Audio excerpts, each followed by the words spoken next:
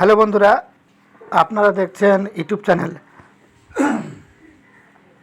আজকে আপনাদের দেখাবো পাঞ্জাব ন্যাশনাল ব্যাংকের ক্লেম ফর্ম কিভাবে ফিল আপ করবেন। তো চলুন বন্ধুরা, ভিডিওটি শুরু করা যাক।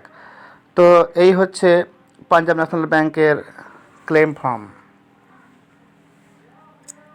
এই ফর্মটাতে হিন্দি আর ইংরেজি দুটোই ভাষাতে দেওয়া আছে। তো আমরা ইংরেজি ভাষার আমরা ফিল আপ করবো। প্রথমে এই যে দেখছেন ক্লেম ফর্ম, এই যে দেখছেন প্রথমে যে ফাঁকা ঘরটা আছে, এই ফাঁকা ঘরে আমরা তার নাম লিখব যিনি মৃত ব্যক্তির অ্যাকাউন্টে নমিনি আছেন। মৃত ব্যক্তির অ্যাকাউন্টে নমিনি আছেন, আমি তার নাম লিখব।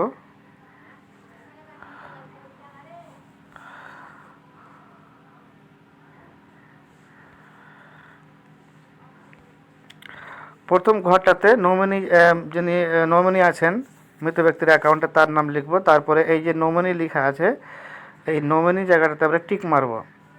তারপরে নিচে আবার দেখব যে the minor nominee hereby declare that I am the nominee. তো এই নমিনিতে টিক মারব।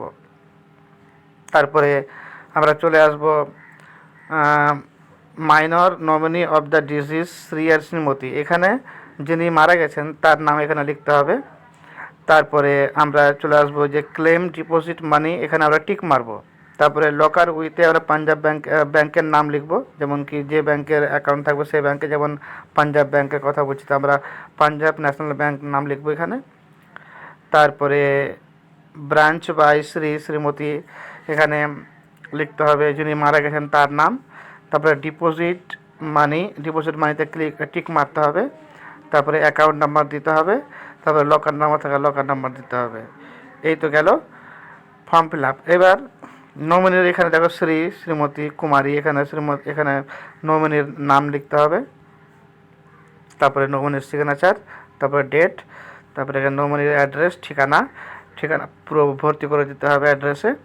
তারপরে এখানে উইটনেস দেওয়া আছে, দুটো উইটনেস আছে, মানে সাক্ষী, দুজন সাক্ষীর নাম লিখতে হবে এখানে। যেমন দেখুন যে নাম লিখতে হবে, তারপরে অ্যাড্রেস লিখতে হবে, তারপরে ঠিকানা, তারপরে তার সই করতে হবে। তারপরে পরের পেজে চলে আসুন। পরের পেজে দেখুন 2 নম্বরে লেখা আছে, 2 নম্বরে 2 নম্বর সাক্ষী নাম লিখতে হবে, তার ঠিকানা লিখতে হবে এবং তার সিগনেচার করতে হবে। তো এইরকম করে এই ক্লেম ফর্মটাকে পূরণ করা যায় বা এইভাবে ফিল আপ করতে হবে। এইভাবে ফিল আপ করার পর দুজন সাক্ষীকে ব্যাংকে নিয়ে যাবেন। ব্যাংকে নিয়ে যাবার পর আপনার অ্যাকাউন্ট থেকে আপনি যিনি নমিনি আছেন তিনি টাকাটা পেয়ে যাবেন। ব্যাংক ম্যানেজার দুজন সাক্ষীর মন্তব্যে তার জবানবন্দি তাকে নেবার পর ঠিক ভুল তাকে স্বীকার করে দেখে বিচার করে তারপরে নমিনির হাতে যিনি মারা গেছেন তার টাকাটা পেয়ে যাবে বা দিয়ে দেবে হাতে। তো এইভাবে ক্লেম ফর্মটাকে ফিল আপ করতে হয়। তো এই হচ্ছে আজকের ভিডিও।